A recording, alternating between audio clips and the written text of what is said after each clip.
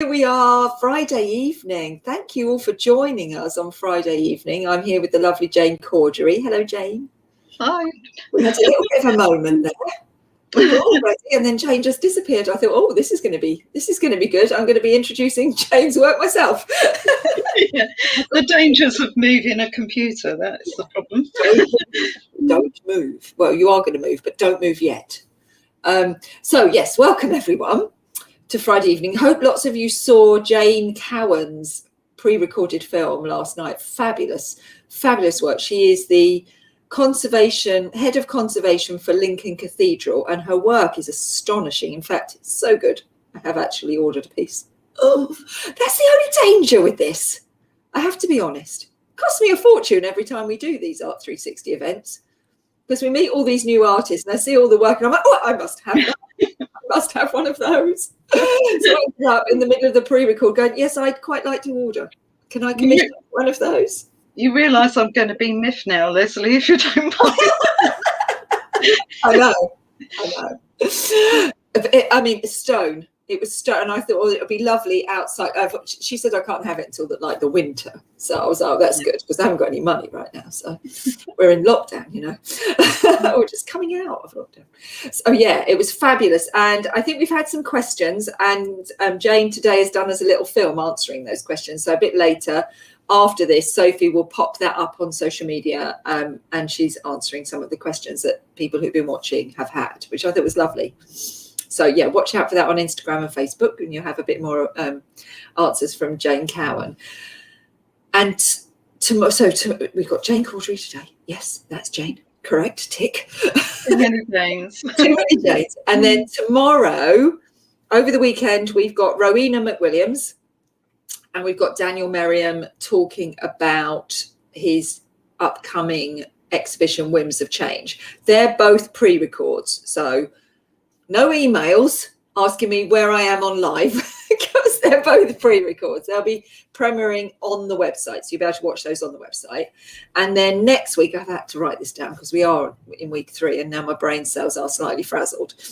So next week, we've got Carol Berry, Edith Parbarton, Vincent Matthews, Carol Mitchell. We've got a lot of Carols and Janes.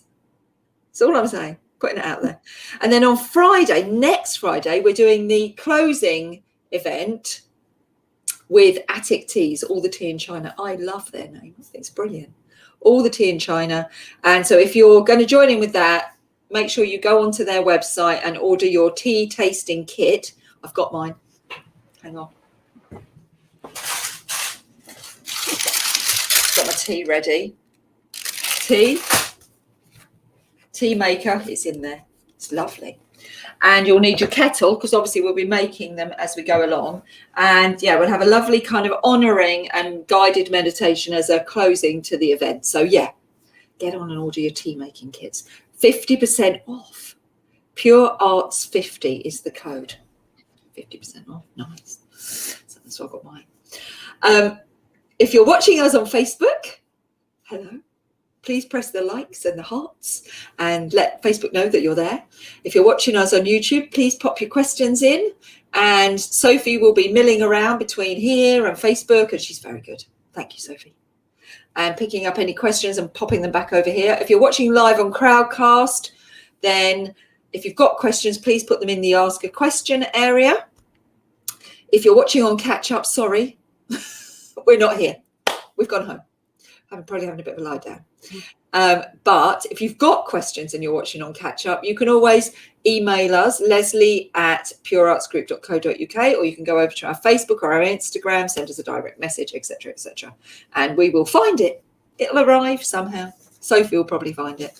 And then we'll endeavour to answer your questions. So yeah, that's how it all works. Housekeeping done. Toilets are over there. Exits over there. If there's a fire, don't scream. So, welcome, Jane. How are you? Yeah, I'm fine, thank you, Leslie. Now I've reappeared. Yeah, it was a quite disturbing moment for me. Yeah, sorry. People do that to me all the time as well. I'll be like, yeah, we're all relaxed. We've done a little bit of a warm-up in the green room. We're all chilled.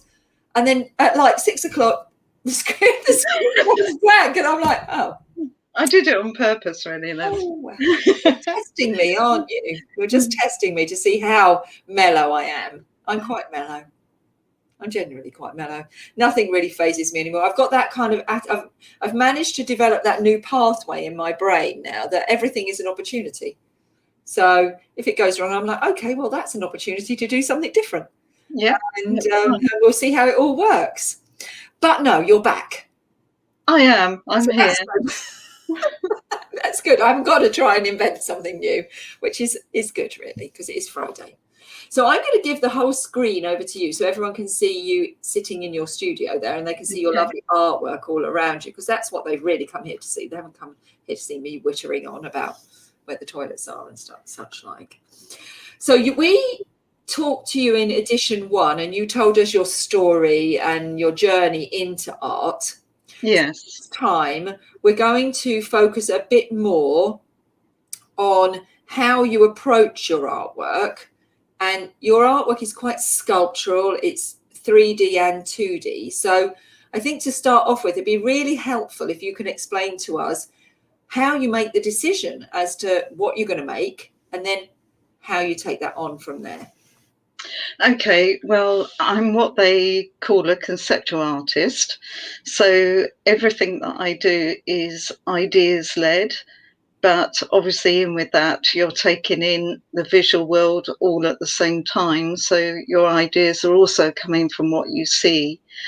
So my choices over what to make are really a development of all the thinking that I do about a particular subject, and something just takes me forward on a particular idea. So it's a culmination, really, of a lot of thinking that's going on, a lot of research that I do, and then something suddenly comes to me, and I'll start to do the making if it's 3D, or if it's painting or drawing. I tend to be doing that most of the time anyway. You say you spend quite a lot of time thinking and researching. Do you actually allocate specific, so that's an integral part of your practice? Do you allocate like a morning or a day, or is it quite random? It's when I feel that I've reached the end of a series that I'm doing, and I need to move my art on, and then I go back to the research. So I might spend like a whole week doing research, but it'll be a week maybe every couple of months, or I might just dip in and out. So it's pretty random, really. Yeah, random but focused, because you're doing it between building bodies of work. Yes, that's right. It's to take the ideas forward, really. And when you say research, what is the research on a particular area, something that really fascinates you? Well, most of my work is around human connection, and I'm pretty focused on communication at the moment, but I could choose to do the communication in terms of language and the way we speak, and maybe do videos, but I tend to be quite abstract in my thinking, so it comes out in a different way. And most of my works have a reason for everything being done, but it may not be obvious to the viewer what that reason is. Is that deliberate? Do you want to keep it hidden? Well, I try to pick things that are overlooked in life, that maybe we know, but we don't really focus on. And that's what I'm trying to talk about, I guess, visually in my art. Yeah, kind of raise awareness of subjects. Yes. Well, yes, although I don't like, if a viewer, we've had this discussion before, if a viewer wants to know what my art is about, I am quite happy to tell them, but I also like the viewer to bring their own interpretation to it. Yeah, so it's that mixture of the internal self and the external self, isn't it? Yes, it is. Mm. I don't want to force my ideas onto people, I think, is what I'm really saying, Leslie. Yeah, so you create an opportunity, and it depends how they choose to walk into it. Yes, yeah, that's a good way of putting it. Which I think is important with art, is that we interpret the world around us, but we shouldn't force people to see things from our perspective, just offer it as an opportunity. Yes, yes, it is. That's exactly it. And I'm so interested in what I'm actually making. So the joy is in the making and the creating. And then once it's done, it's there. And I often describe exhibiting art like writing a book, and some people just want to write a personal diary, which no one will ever see. But for me, that would feel incomplete. So it's like putting the book out there. And that's what I do with my art. So it's my subject, it's my thinking, but I'm putting it out there just to see the response I get. Not everyone likes my art, and that's fine. We all have different tastes. So thank goodness, because there's so much different art out there. Wouldn't it be dull if we all responded and saw things in the same way and created exactly the same thing? It'd be a very boring world, I think. Yeah, be dull, really dull. And the fascinating thing is that you have quite a lot of clarity on your practice, and you've managed to articulate that just for yourself and for others quite well there, that it's an essential part of the practice is not only the making but the sharing. Yes, it is. That's exactly it. And that's why, if someone's interested and actually wants to know rather than interpret, I'm very happy to explain, but I'd rather that come from them rather than it being forced on them. And you do 2D and 3D work. Has this been the case right from the early days of your practice? Well, it depends how far you talk about my practice, really, Leslie, because like from the previous interview, I've really been practicing art all my life.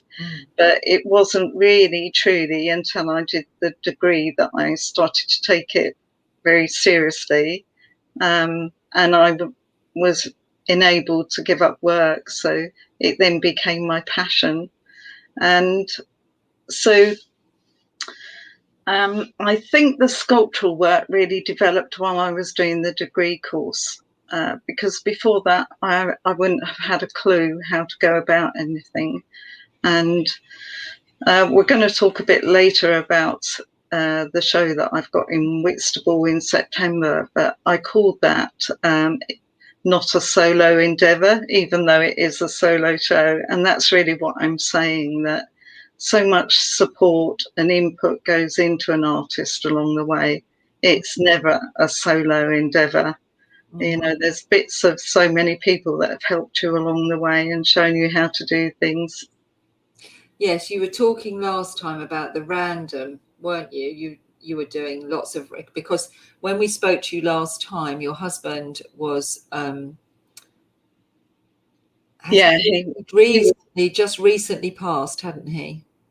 Yes, well, there was a stage when we knew he was terminally ill and he became quite disabled. So it was at that point I had to turn really to a rules and random way of working, so that I had a series of rules to follow. And so I've continued with that. But there comes a point where you start to question, is that the right way to proceed in the future? So I find gradually I'm probably taking over control again. Although what's happened with the world over the last couple of years, really my rules and random is replicating what is happening in the world. We have rules, but actually life is random. So. Yeah, and someone said to me today that they felt that like they were being controlled, and I said I feel like I've been released from control, and it just depends on how you interpret the world, doesn't it? I feel my life has been liberated from a set of controls that I'd found myself confined by, but other people have different perceptions. Yeah, I think it's a mix, really, isn't it? It's a chance to review your way of life. And, not everyone can be completely free to do what they want to do, but It's given everybody a chance to think about the way society was structured, and that's quite fascinating. Yes, and you've obviously overlaid that with this bereavement as well. Yes, I have. Yeah. I thought it'd be nice now if we had a little look at some of your early 3D work and you could talk us through it to see where it all kind of started. So I'm going to share the screen and see how we get on, because the screen was being a little bit naughty earlier, wasn't it? So let's see how we get on. There we go. It's actually behaving itself. You need the first image. Need the first one, don't I? So it's that one. That one, yes. So just to explain the brief precedent to making this. So I made this as part of my final degree show. So it was a little way back, but it helps to show the process and how my ideas really choose the materials, if you like, rather than the other way around. So prior to making this piece, or alongside it actually, I was threading pearls onto fishing lines, 300 of them, and hung them all in a square over a tray of salt. And what I was watching at the time was the refugee and migrant situation, and how many were actually drowning in these very precarious crossings that they were having to make. So my mind was sort of on the fragility of life and the migrant situation at the same time as I was thinking about my thread circles and the internet and how we're vulnerable on the internet. So this piece is called Fishing for Souls, with a PH. And I took the title really from a work that actually my husband had seen on a trip to Amsterdam. That doesn't sound good, does it? he actually went to see a band.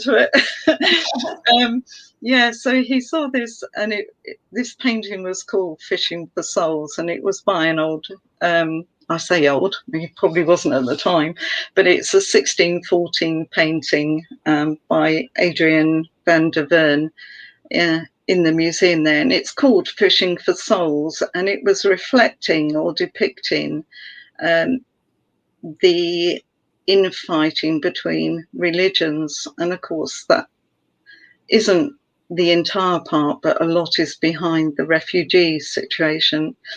And so I began to think about nets. So I found myself for the first time working with fishing line along with the pearls. And I had this mad idea of cutting and gluing them into circles. So I literally produced thousands of these. I think my tutors thought I'd gone bananas, because I spent almost my whole time just gluing these circles together. But the whole idea was to make this net, because every time we use the internet, that is exactly what we're going into. It's a net that's invisible.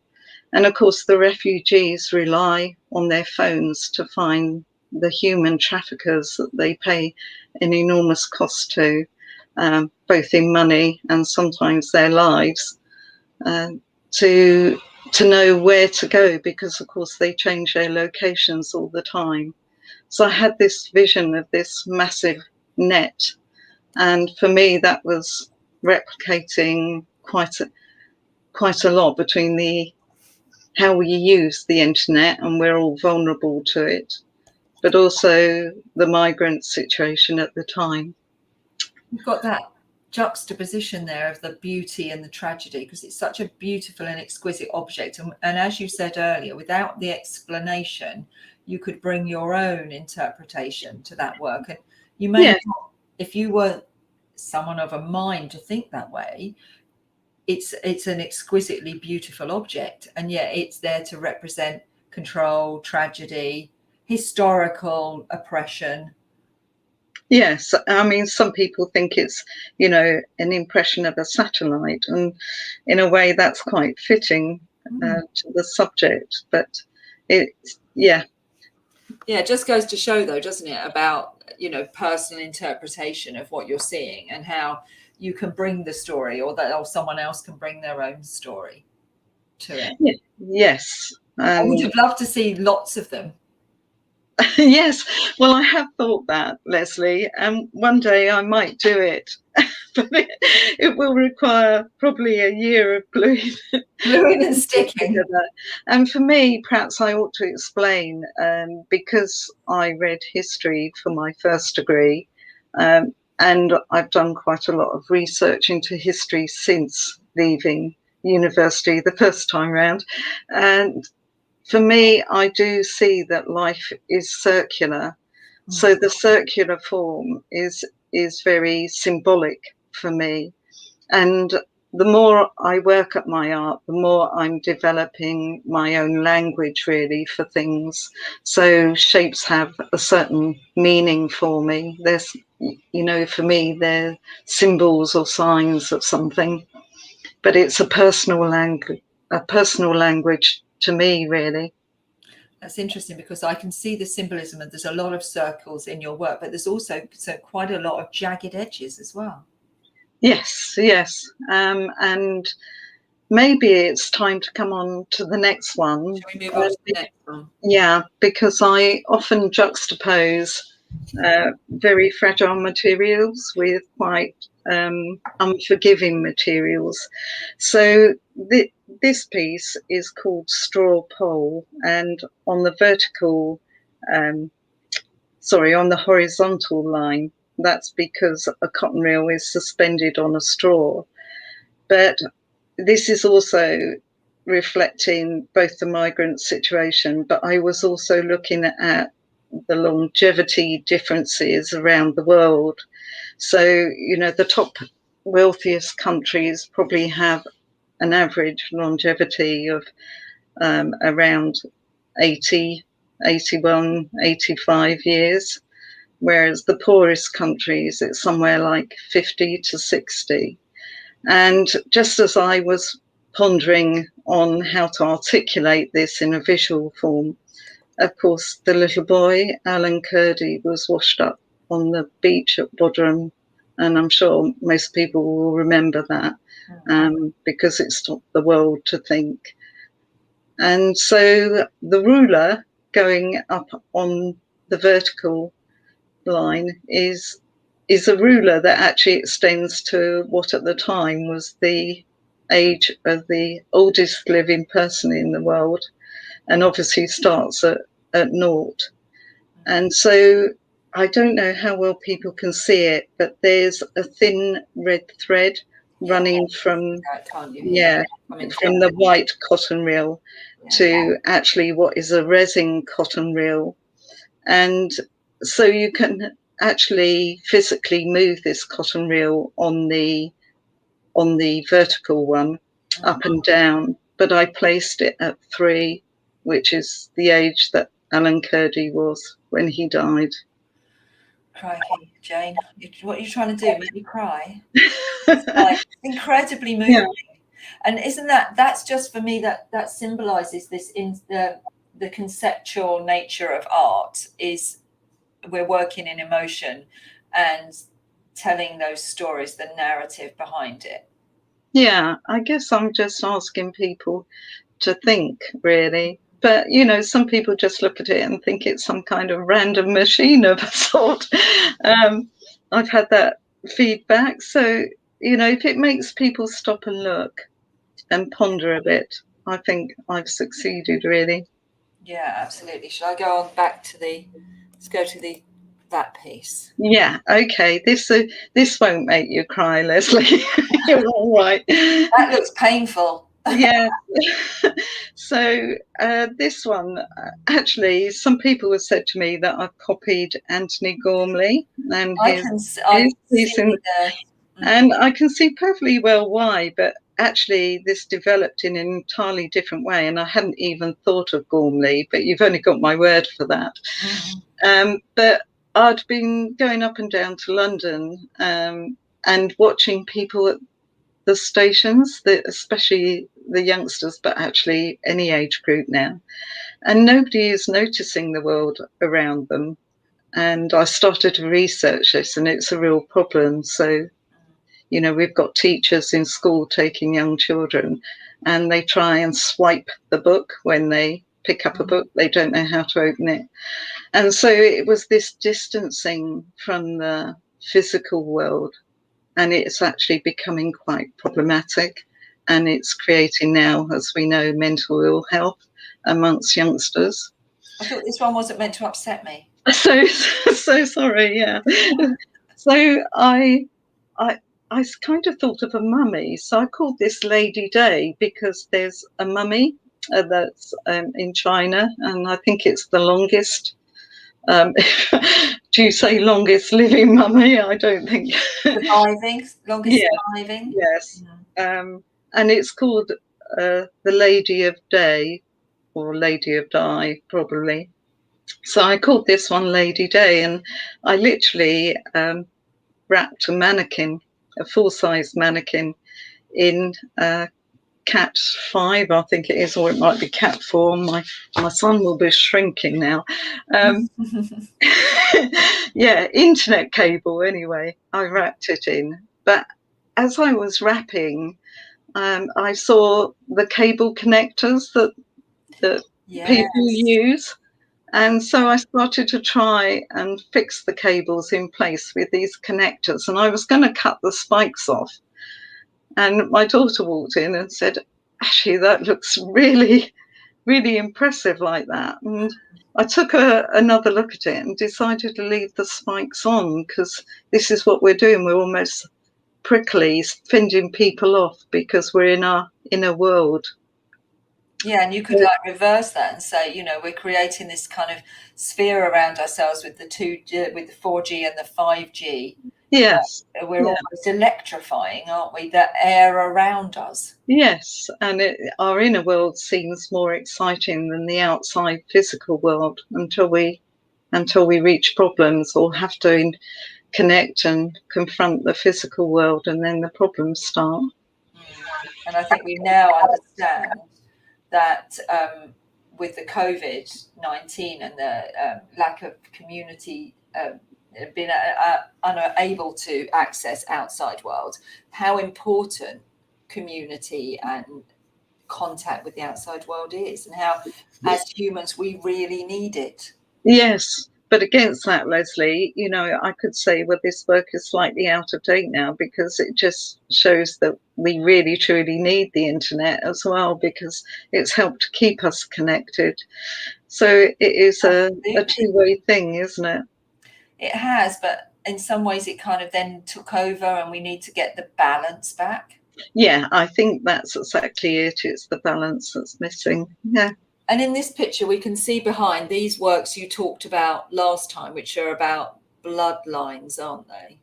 Yes, the red circle, yes, that you can see. So I did 3 thread circles. 2 were based on really how we communicate and how we're connected through the internet. And the red one was how we're connected through our bloodlines. So it was built on my own personal connection on my maternal side, yes. And we can see some of those in the studio behind you, which we'll talk about once we've got one more image to look at, haven't we? This one. Yeah. So this is a more recent sculpture. So this was 2018, and I did a group exhibition with a friend of mine, and there were 8 of us in the show, based on the novels of Virginia Woolf. Unfortunately, the Tate at St Ives decided to do an exhibition and just clinched us to it. But we went ahead anyway. So in researching, I mean, I really enjoy reading Virginia Woolf's books. I won't say I've read them all, but I really do enjoy it. And of course, she suffered huge bereavement in her young life, but she used to go on holiday to St Ives, and so the yellow frame represents that very happy period of her life. And it's made me think about how we store our memories, and how memories can actually become a weight to us as well. And, you know, I'm finding that out now in terms of, you know, bereavement and the loss of Roland, that, you know, the memories give you joy, but they're also a weight on you. So I was trying to express this in a visual sense. So I suddenly put the chain around the frame, and it's a way of describing what that weight of memory is when someone has passed on. Yeah, the memories are our anchor, but also our freedom, aren't they? They're the bliss, but they're all, and they're the anchor. That Yes. we can be trapped by, and we can suffer from our memories. Yes, we can. Yes. And that's, I guess, what Virginia Woolf felt, because I think she lost, well, over a period of 10 years, I think she lost her mother, her father, her brother, the stepsister that became her mother, in effect. So she lost a huge element of her family, and in the process lost her home, because it went to the rest of the family. She was one of the youngest. Yeah, it's inconceivable, isn't it? I think that's PTSD, isn't it? Post-traumatic stress disorder is found. Yeah, yeah, she definitely had that. From your memories. But they also think now, of course, it wasn't known about at the time, but she was probably bipolar as well. So the two together. In fact, I think they know now that bipolar can be induced by trauma in childhood. It's a trauma response, isn't it? Yeah. Yeah, exactly. It can be a response to a traumatic incident in your life. I'm fascinated by how our brain reacts to these things, and how you can change that pathway, because it creates an instant pathway. Yeah. And then you have to try and help someone to remake that pathway into a more resourceful way for them that doesn't ruin their life. Yes, that's right, Leslie. It's just talking through all those. I think I've probably depressed everyone on a Friday. No, honestly, you haven't. Everyone probably needs a drink. No, your work is so thoughtful, Jane. It is so thoughtful and thought-provoking. I think it's a really good thing to sit here and just consider some of those topics on a Friday evening. I think it's important that we all dwell on that for a little while and, you know, absorb that. And, you know, you've been through a profound time in your personal life during a profound time in our globally collective life. What have you been doing over that time? Okay, well, I guess because there was so much doom and gloom around, that I have been making an artwork that is still very much ongoing. But if I swivel the camera slightly, you'll see it. I think in the video that's attached to the magazine, I talk about my finger knitting, and that I use, I guess, what you could call female gendered materials, although that's probably getting a bit old fashioned for today. So this is masses of finger knitting that I've been doing at the moment. It's 3 different colours of red. And this piece of artwork came through, I really was thinking it emanates out from that red thread circle that I did, that was about my own bloodline. But then, of course, we were watching the Black Lives Matter situation unrolling. And I don't feel that I have a right to speak directly about that, because I'm not experiencing it. And I think a lot of artists are sort of loath to go there that are white. I kind of agree with you. It's not our right. No, but how can we possibly have that full understanding? We can empathise, and we can not contribute to it. Yes. It's not our right to add to the dialogue of it, in my opinion, because we are not in the position of any lived experience. No, that's it. If you want to talk about female oppression, then I'm all in. Yes. Well, I kind of came it made me think, because I was already looking at genetics and DNA. And so this idea of, well, not idea, but the actuality of the mitochondrial Eve, that we all emanate, well, the majority of us emanate from an original mother in Africa. So, but obviously our genetics have changed and our DNA has developed in different ways. So I kind of connected this to the eight blood groupings. So there will be 8 different red thread circles. So the sculpture I can only show you in diagrammatic terms at the moment. So if I pull off one of these, I feel like females have helped to weave the history. So that's why I've chosen a tapestry ring, and I'm working in wool. And if you can imagine 8 of these in a circle, and what kind of looks like maybe an umbilical cord is my finger knitting, and there will literally be a river coming out of these. I won't go to Enoch Powell's Rivers of Blood speech, which was horrendous, and it's not meant to replicate that at all. But it is denoting that, you know, we've come on this massive journey, but we've all emanated out of Africa. So that was the blood reference is so interesting, because, you know, our history is peppered with war and revolution and blood and blood loss. Yes. And so to represent that in that sculpture in that way is very important. Yes. I suppose what I'm trying to say is we've all come on this massive journey, and we're so disparate now, but we're all connected, you know, in our genetics. We are, and we're not that far removed from that time when things were still very violent and edgy, and could turn to violence at any moment. It's not, you know, it's touching distance, isn't it? It is. You know, if you look at the politics of today, then they're very unstable, really. So we don't. So that's fascinating, that body of work. And the other body of work that you've been doing is reflected in that tiny painting behind you with the grey and the yellow.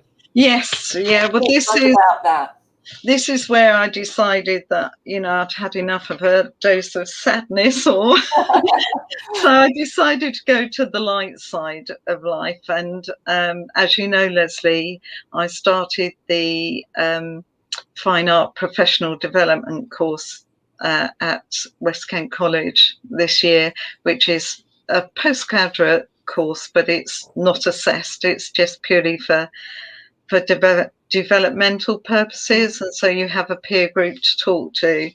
And so we're working up to an exhibition called Bending the Rules. And there's 2 ways of looking at bending the rules. Where, you know, when we bend the rules, we're kind of cheating, really. But being slightly rebellious, aren't we? If we don't bend the rules, then, you know, nothing progresses. So in a way, it's creative. So it made me think of William Webb Ellis, because, as you know, my daughter plays rugby, and so it made me think of him and how he basically inspired rugby by cheating, by running with the ball, playing football. So the black and white and grey is really what rules are. You know, rules are black and white, but with a healthy dose of grey. And the orange was meant to represent creativity, because in marketing terms, as you know, Leslie, that is often how it's represented. Orange is creative spirit. And yes, so that was the work that transpired from that.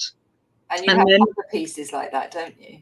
Yes, I do, which I'll show you in a minute when we do a bit of a studio. We're going to do a little bit of a walk around with that computer, which could get very dangerous. I feel like it's very dangerous. Yes, but just before we do that, just in case, Not everybody won't know this, but my computer hinge has just gone, so I'm just While hoping we're it doesn't anxious. fall apart Yeah. in the process of moving it around. But yeah, so on the other side, of course, there is the other side where breaking the rules causes an impact on others. And so I'd read about the celebrities, having their big birthdays and going out and partying when they shouldn't have done because it was breaking the lockdown rules. And in that way, they kind of endanger other people's lives without probably really processing that before they did it. So I'm making a series of thread balloons at the moment. So this is purely constructed of thread, and I've got about 5 on the go at the moment. So if I do a swivel round. Are they going to be all different colours, Jane, or all going to be blue? Yeah, they are. They're all going to be different colours to represent these naughty influencers that we call them. Yes, yeah, that is it. So they're going to be displayed and probably tied in a way that suggests that there is a dark side to it as well. Yeah, you had some drawings to show us how you were constructing those. So can you show us how you had some drawings, didn't you? Yes, I did. When I can find them.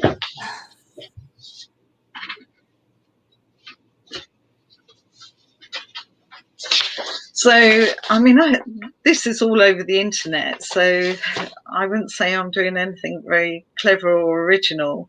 But basically, you start off blowing up a balloon and then you create a thread structure to it. Now, in my case, I'm using wool. I was using string, but the string is quite rigid and lumpy. So I'm using wool because it's soft and it molds to the balloon quite well.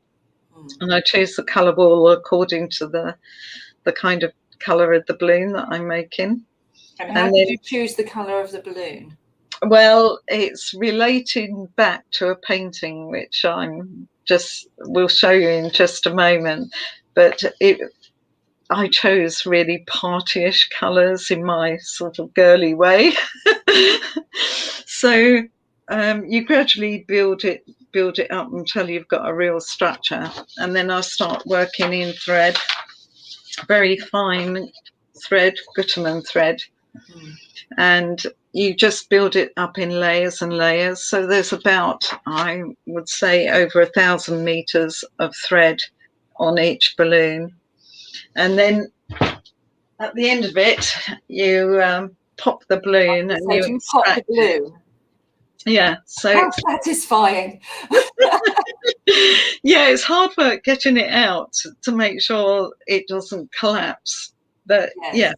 That's also quite symbolic, isn't it? The whole process of popping their balloon, popping their bubble. And yes, it is. I think it's acceptable. I think it's quite symbolic that you are left with this thread around air. Yeah. And the whole notion of bubble as well, because that's become a word that we're all using so much. Yes, that's it. These days, isn't it? So do you want to do come on then, we're going to be scary and we're going to do a little walk into the corridor to look at some of your other work. And then we'll come back and we'll answer the questions that people have got. Hopefully, assuming the computer doesn't. Okay. Yeah. Yeah, we're off. And I'm hoping not to lose you at this stage. Don't lose me. So once we've done this, we'll come back and answer the questions, and we'll just talk briefly about an exhibition that Jane's putting on that people might be interested in. Okay, so so this angle this gives us a good angle from the work. Sorry, I'm just shutting the door so that the light disappears. So that piece, talk to us about that large piece. It looks like windows. Yes, so this is another thread work piece. I'm going to try and take you closer. And it was meant, there is a stained glass window in Virginia Woolf's house at Monk's house Mm. down in Sussex.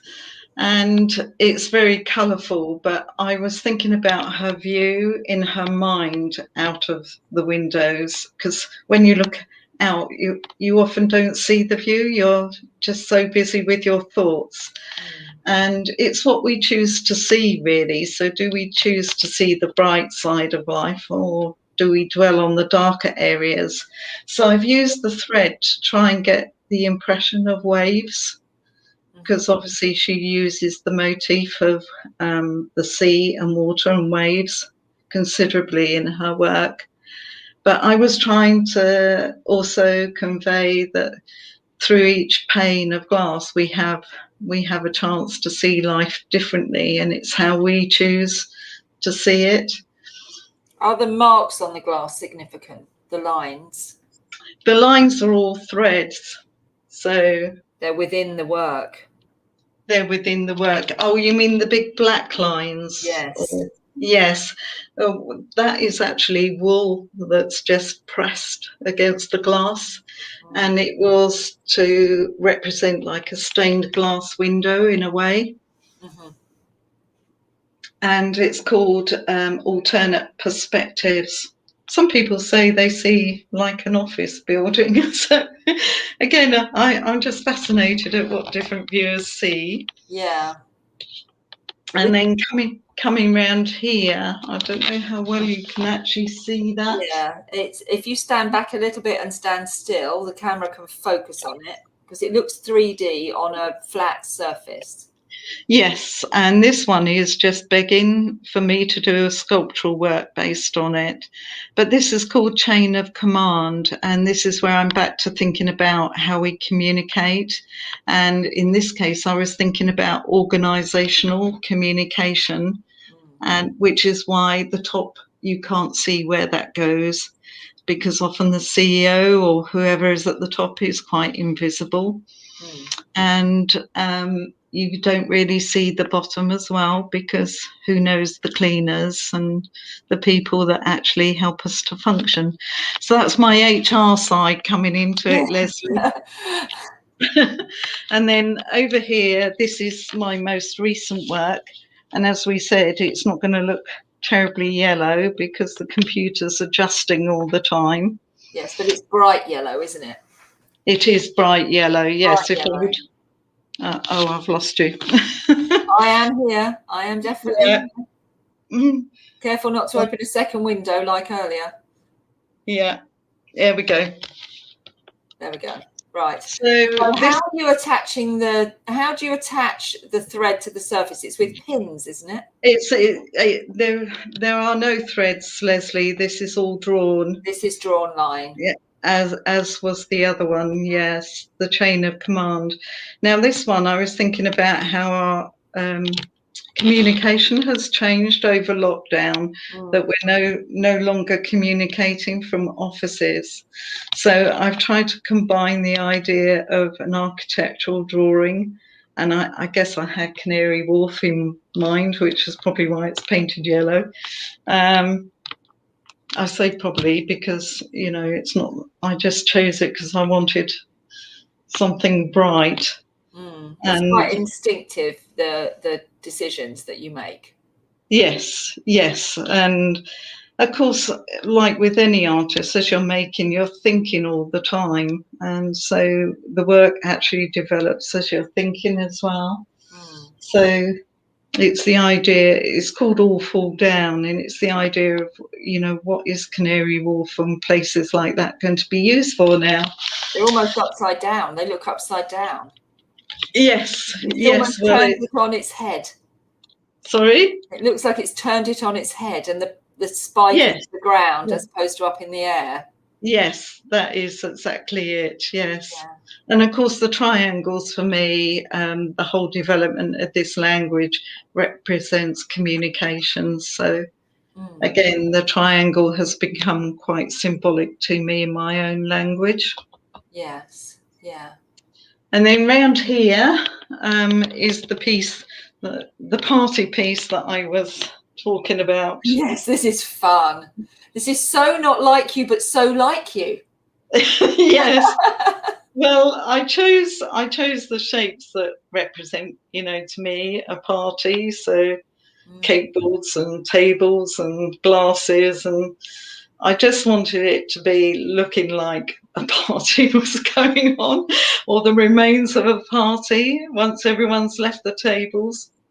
And I wanted it to be fun, which is why I used those colours. But of course, again, like with the balloons, there is this black element to it in the background, because of the bending of the rules and actually what that could have meant for I love the others. fact that you take it right over the edge of the surface as well. You go right round the canvas.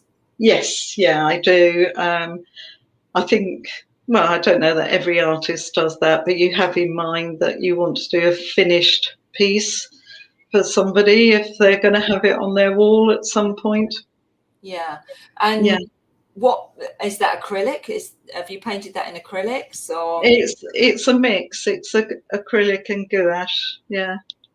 And do you apply Yeah. that because it's so precise? It must be a tiny brush. Yes, yes, a lot of it is with the tiny brush. Yes, yeah, definitely need my glasses on for that, Leslie. Yeah. How long would it take you to paint something like that? This piece, Yeah. oh, it. I mean, some paintings I will do in half a day, but this one took me about, well, I would say well over 3 weeks. Yeah. Yeah. It looks very considered and technically, yes, quite exhausting. Yeah, that I definitely needed breaks in between. Yeah, because the colours, the way you've applied the colours really enhances the 3D nature of the piece, and some bits of it are coming out at you, aren't they? Yes, and I quite like that. Mm. So, Yeah, this one yeah, at the end is very 3D, the one on the left-hand side. Brilliant. yes, So do you want to go back into your, take that yeah, holy laptop very slowly back into your yeah. studio? Let's hope it doesn't break on the way. And then we can answer some of the questions because people have got questions. Lots of questions here. I'll do my best. Yes, right. Okay. So the first one's from Annie. Did this line of thinking start at college? So all the line of thinking about that we were talking about originally at the beginning of the interview around history Um, and it was perspective.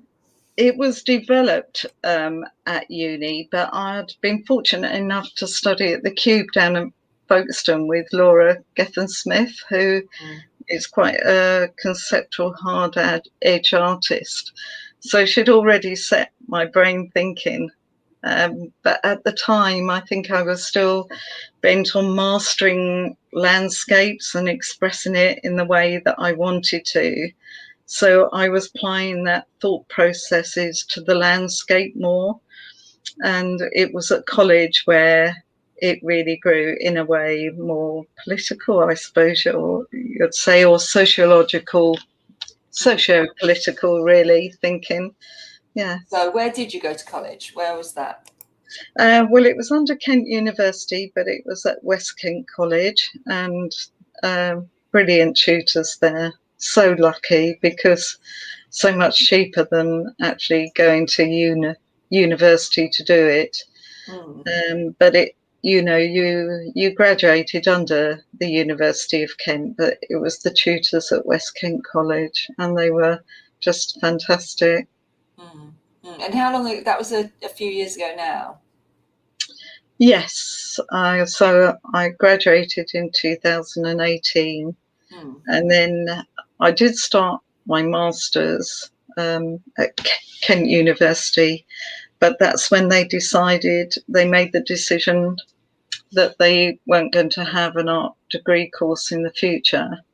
And because I've worked in HR, I knew what would happen and that staff would get made redundant and the motivation would just go downhill and the morale would sink because I've seen it over and over in my life. And so along with, I think my son was not very well at the moment. I was trying to move my mother-in-law. So a combination of factors just said to me it was time to opt out and maybe do it later. Yeah. And then you've picked up with this other professional practice course anyway, haven't you? Yes. Well, then, of course, not long after that, Roland was diagnosed as terminally ill. So everything just got put on hold at that point. Annie also asked, do you ever add text or explanations to your work when you exhibit it?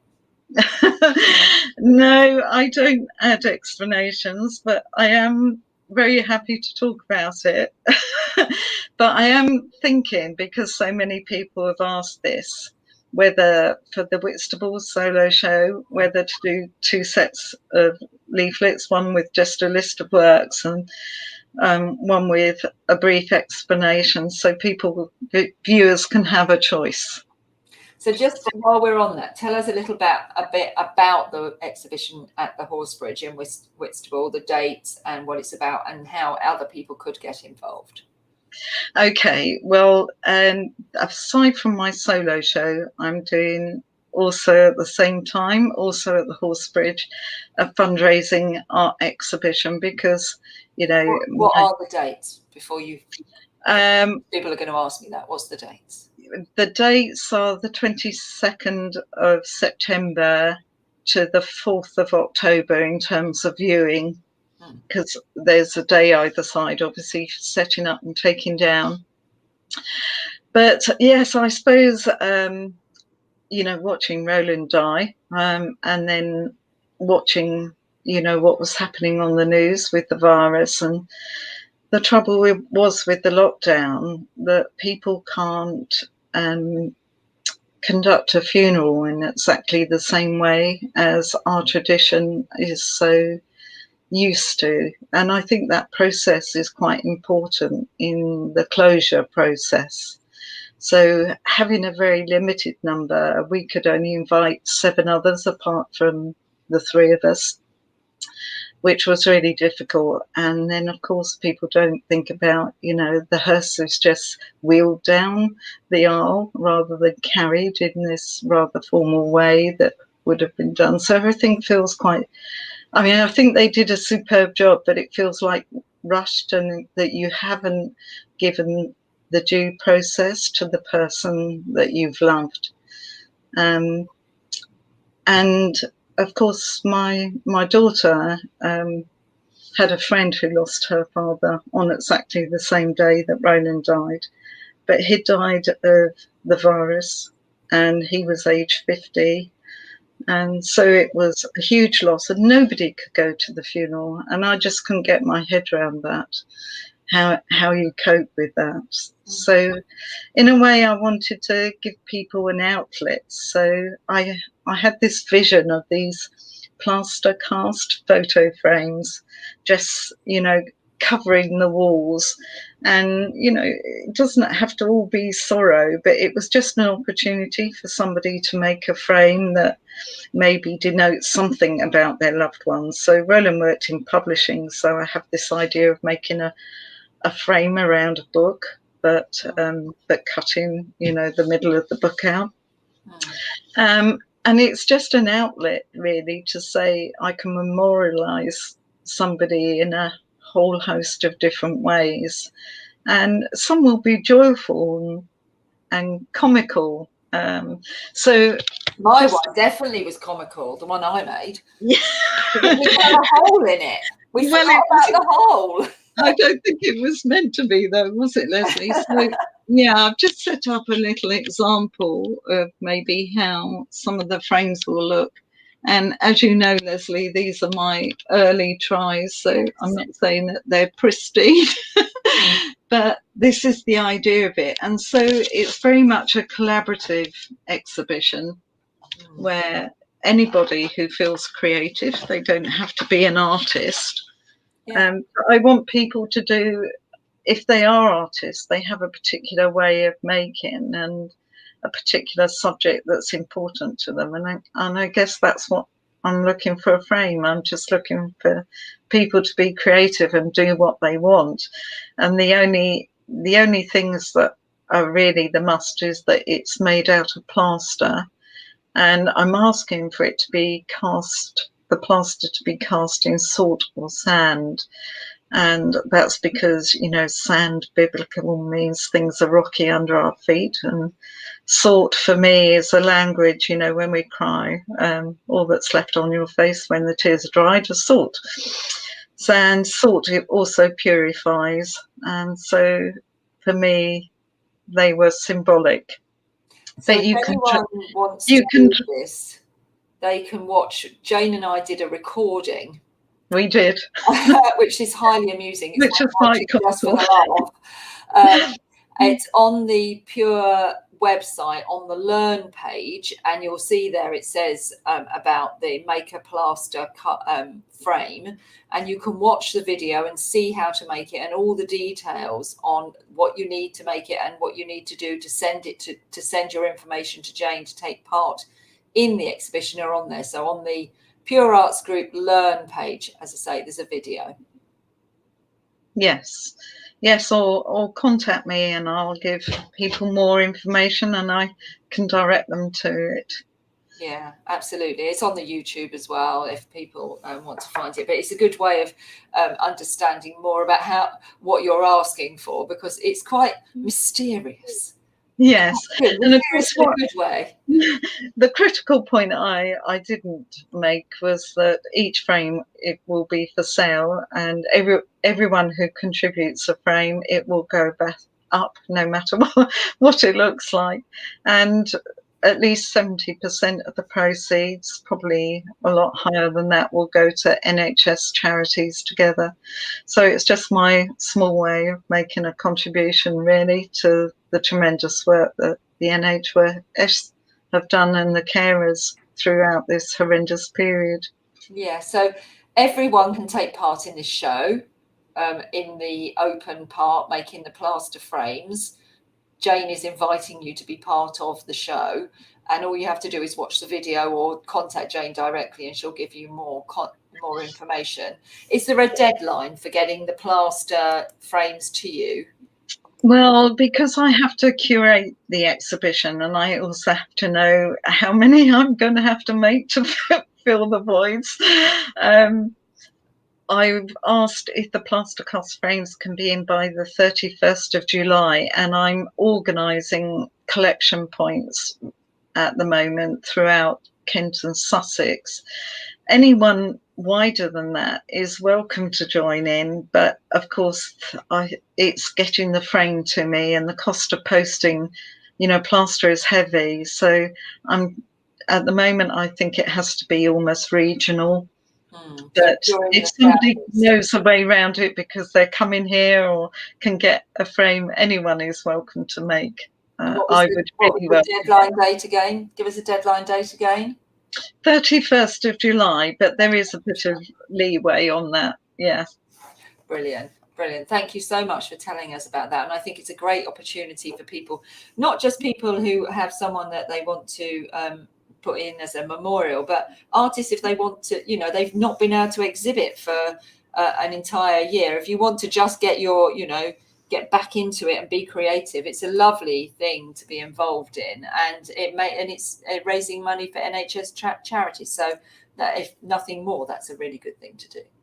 Yes, and Sophie's put on the side here the link to the YouTube. There you go. So if thank you, Sophie. Well done. But obviously, artists, you know, create their CVs, and having a ongoing CV is also important. So I'm hoping the artists will get something out of it, because they can put on their CV that they've been in this exhibition, and everyone's name will be acknowledged. And yeah, thank you. That's brilliant. So a couple of last questions, because we're now running way over time, but that's fine because it's been fascinating. The balloons, is the thread, so you said you were using wool, is it dipped in PVA or some sort of glue before you apply it? Yes, so basically I wind the wool onto spools. I don't know how clearly you can see it, but this is a picture looking down of a jug. Oh, okay. So that's a jug. Okay. Yeah, it's a Oh, I jug see it with now. diluted PVA in. So as I'm threading, I'm pulling it out of the glue. So it's very messy, and I use my cooker hood rail to hang it from. So my oven has to get covered, as I've discovered. You know, I have to protect it, It's and a it's a bit very useful to messy messy, Jane. process. Nolan's probably looking down at me saying, "What on earth are you doing with my kitchen?" But I love the fact that you said, you know, you're gradually your house is just becoming an entire art studio, isn't it? yes, it is. There's no one to complain about it. That's That's wonderful, and it's liberating, isn't it? And it it shows is. that. I mean, as I've said, you know, there's never going to be real compensation for the loss of him, but you know, the compensation has to be that, you know, I'm allowed to focus on the things that I want to do, which is my art. But Roland really wanted you to do that too. Yes, he did. Yes, because A massive he supporter. left a letter. He obviously thought he was going to die at an earlier stage a couple of years before, which is really ironic. And he left a letter saying that he wanted me to do that. And he said he'd be watching me. So Yeah, perhaps he is. yeah, that's wonderful, isn't it? Because there's no guilt then, and we're so terrible as humans to carry guilt when there's no need to carry guilt. It doesn't help us Yeah, in any way. we beat ourselves up all the time. Yeah. Yeah, we have all these limiting beliefs and ideas that hold us back, and actually they're just in our imagination. Our imagination is an amazing thing that liberates us, but our imagination can also hold us back, and we have to really regulate that and really dig deep into ourselves and self-correct, I think. Yeah, it's as I put on somebody else's interview with the commentary that the mind is everything really in this situation, and you just have to remember that you're in command of it. You are in charge of your own mind, absolutely. Yeah. Yeah.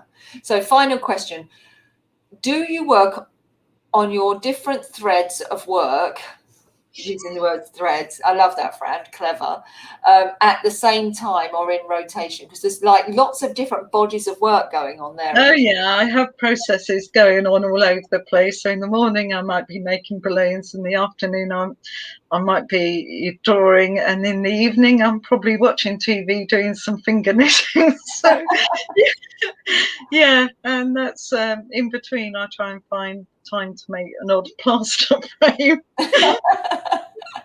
Hopefully And feed yourself as well in between times. yeah, I do try to remember to do that because I promised my daughter I would. So yeah. Oh dear.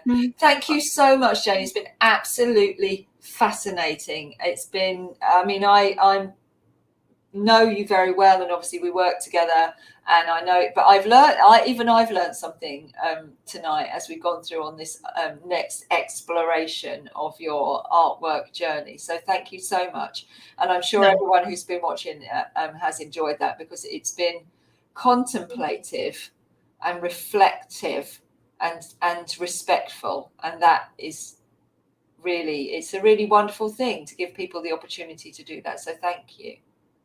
Yeah, I'd just like to say thank you to everyone for giving up their Friday evening if they're watching this live. I really appreciate it. Thank you. There's a lot of people watching you. So yeah, it's been a joy, Jane. Thank you so much. No, thank Everyone who's you. watching, don't forget that over the weekend you've got the pre-records from Rowena McWilliams, and you'll also have, in a few minutes, I'm nipping off to San Francisco virtually to go and interview Daniel Merriam, not Merriman, that is the MP. Daniel Merriam, about his up-and-coming exhibition. So we'll launch that one on Sunday. And then next week, as I said, we've got Carol Berry on Monday, Edith Parr-Barton on Tuesday, Vincent Matthews on Wednesday, Carol Mitchell doing a watercolour demonstration with me, equally worth watching because it's hilarious. and because I haven't done that since I was about 6.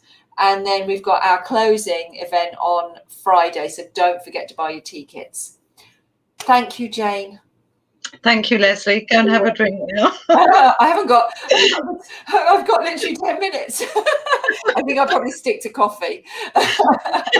Thank you so much. Have a lovely evening, everyone, and I'll be back live on Monday with the lovely Carol Berry. Can't wait. Thank you. Now. Yeah. Bye. Bye, everyone.